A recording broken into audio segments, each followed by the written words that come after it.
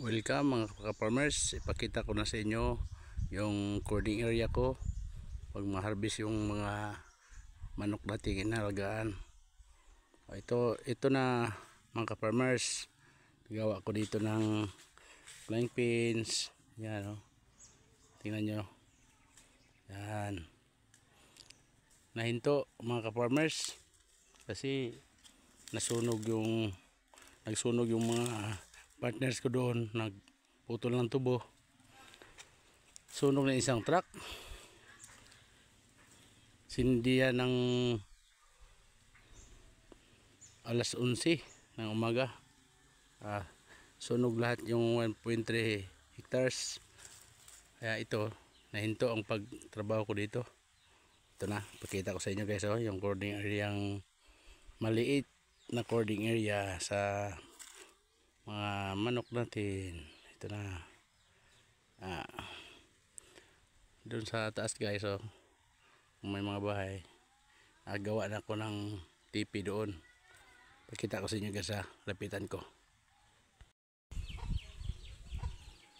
Itong nagawa ko nga tipi guys,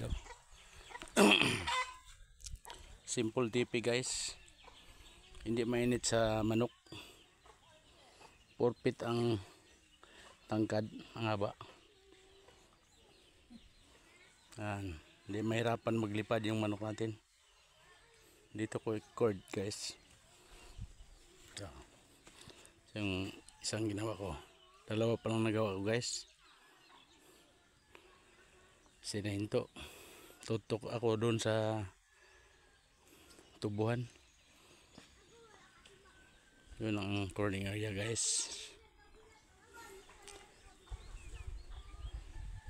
May cording area ako doon sa bahay ko doon sa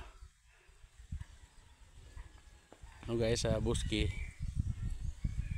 Pero maghinto ako doon mag cording kasi ang daming magnanakaw ngayon guys.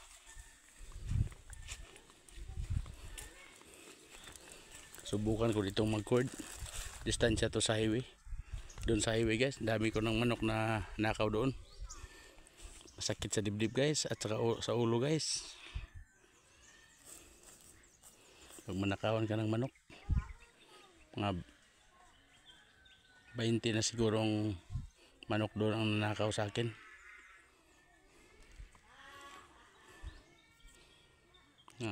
Dili ako sa pagtulog gabi-gabi guys.